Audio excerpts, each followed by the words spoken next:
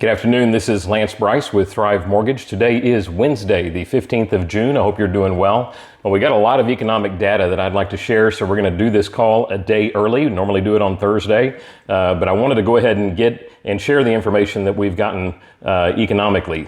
The Fed met today. We have economic data from the Consumer Price Index day before yesterday and the Producer Price Index today, so we've got a lot to share. Interest rates, Mortgage News Daily has the national average for a 30-year fixed at 6.97. Last Wednesday, we were at 6.94 in that same survey, and we were at 6.67, a third of a point lower a month ago than we are today. So here's the question, y'all. We saw Consumer Price Index come in at 4%. That's down from 4.9%, and that report met expectations. You would think that we would have seen a nice relief rally with a nice tame reading on inflation. And then to reinforce that, we had the Producer Price Index today that came down to 1.1% from 2.3%. Economists had expected a 1.5% rate in the PPI, so that report was significantly better with regard to inflation at the wholesale level than was expected. Both of those things together should have given us a nice improvement in interest rates, but we haven't seen it. In fact, we're continuing to see rates trend higher, including today. In addition to that, we saw the Fed pause after 10 straight interest rate hikes, right? So for the first time in 15 months, we've seen the Fed take a pause at their monthly meeting.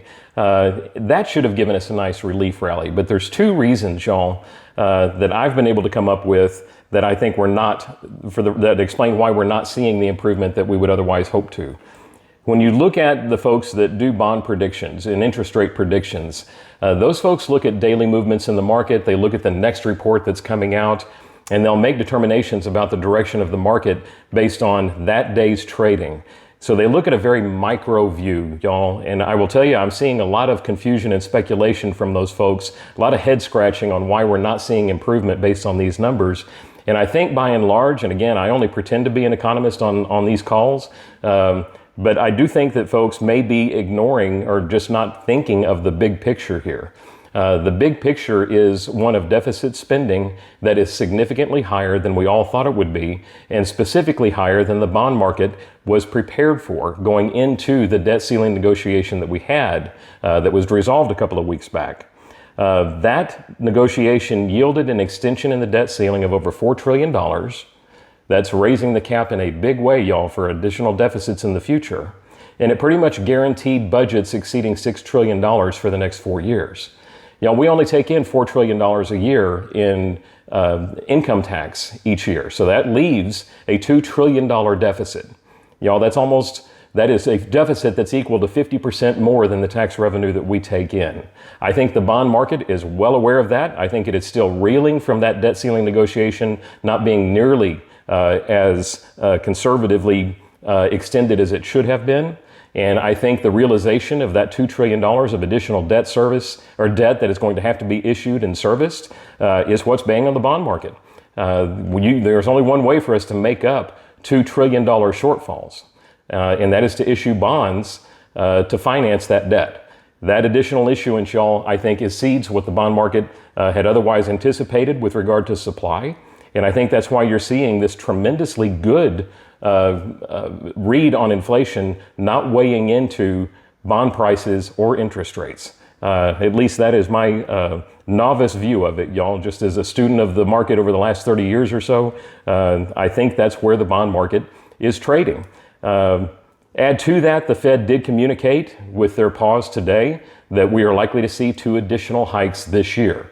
Now, y'all, the Fed has really fulfilled, and we've said this many times on this call, they've really fulfilled the commitments that they make when they release these statements. They have not really given us any chance of surprise with any of the prior 11 statements that they've issued.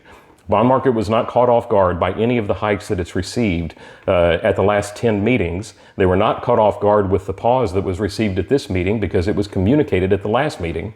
They should not be caught off guard when the Fed goes ahead and moves 2 additional times this year because they've now communicated that as well. So they've been very transparent in communicating their intentions so as not to shock the markets with a surprise. So y'all, I think that's where we're at. I think we're going to continue to see pressure on interest rates as a result of the additional debt that's going to have to be issued. And I think we're going to need to see even better inflationary news in order for that cycle to get interrupted. In any event, I hope this information is helpful for you and for your clients as you plan.